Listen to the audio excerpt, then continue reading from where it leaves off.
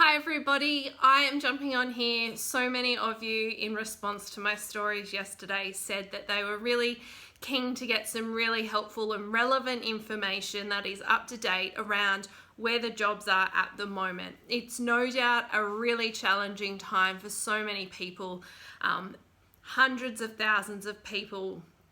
I think actually over more than 1 million people in Australia alone have lost their jobs due to what is happening in our world at the moment. And that is devastating. It is confronting, it is challenging, and more than just the practical impact that it has on people in terms of finances and jobs and job security and just being able to get by in their living expenses.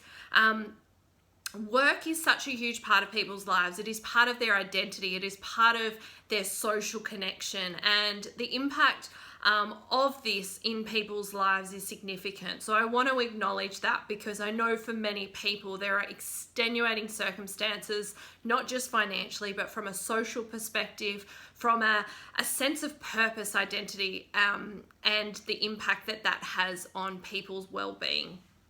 What I want to do today is just break down really briefly where the jobs are available at the moment. There has been an enormous shift in the changing nature of our workforce.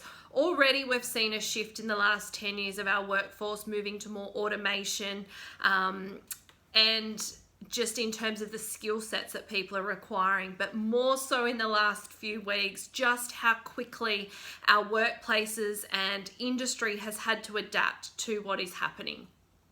Okay, and I do have a couple of notes just to keep me on track. So firstly, what I want to say is in particular, if you are in Australia, really take the time to look at what you're entitled to. We've got job seeker, we've got job keeper. If you are a small business owner or you own your own business and your work has been severely affected, please make sure that you check out what is available. Jump onto the government websites, because there is so much financial support available to you, and I encourage you to check that out, because that in itself is going to be a huge support to you. The next thing I want to talk about is the options for people. I've been running a Facebook group, and one of the things I spoke to the people in this group who have all lost their work in the airline industry. However, eventually their work is going to be able to be returned. When and how long, that is all uncertain. But for them, they have a really big decision to make, and it is a space to make that decision. Do I just find a job that is just going to tie me over until my work picks up again? Am I in a financial position to be able to just get by and manage this time and use this time to just, I guess, not have a holiday, but just take time out for myself and just be getting by with the savings that I have or my partner's income? Is it a chance for me to make a career change? Am I in that stage where I'm ready for a fresh start? I want to try something new. Or have you had ideas about how you're wanting to start your own business, how you want to use your genius zone and your unique skill set and turn that into a monetary avenue for yourself? Do you have a little side hobby and wanting to turn that into a side hustle? So there's some considerations in terms of how you respond to this change that everyone is confronted with.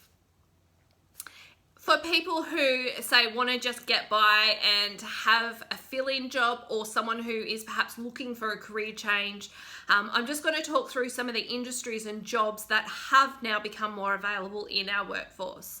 Community services is a big one. I know the government has already allocated 5,000 jobs just to support the infrastructure around people accessing Centrelink, all of those support networks for people. So call centers, administration, data entry, face-to-face is probably less of a option now, but for some industries and for some sectors of the society, that is still important for people to access that support face-to-face. We've got domestic assistance, so home care, in-services for people with disabilities, aged care. That has increased because of the limited access that people have to go out. We're also looking at domestic assistance in terms of domestic violence. Sadly, in what the situation is at the moment, domestic violence and child protection is a significant issue that our community faces. So support in those aspects as well. We have logistics. So if anyone like me has still struggled to find toilet paper, just the supply chain is just in overdrive at the moment. So logistics of people managing and operating warehouses, the supermarket supply chain, from the farmers to the warehouses to the stocking to the truck deliveries to the stores. That whole process is under so much pressure at the moment, so the need for more people in that space is skyrocketing.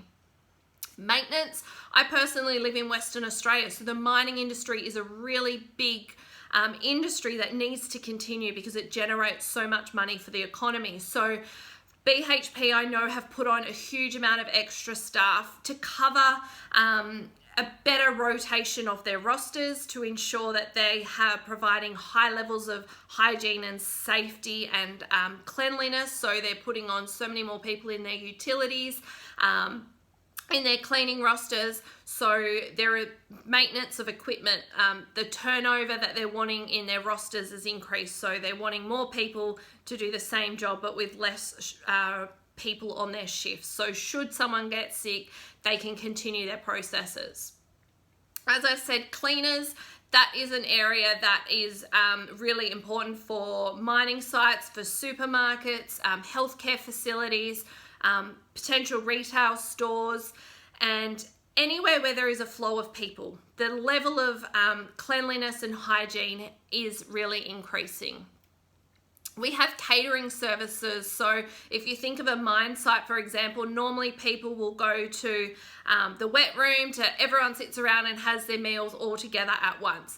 That isn't the case now. So the pre-packets, I guess, like you could think of airline foods, that has become more and more important for aged care facilities, to healthcare sectors, to mining industries, where people have to be in more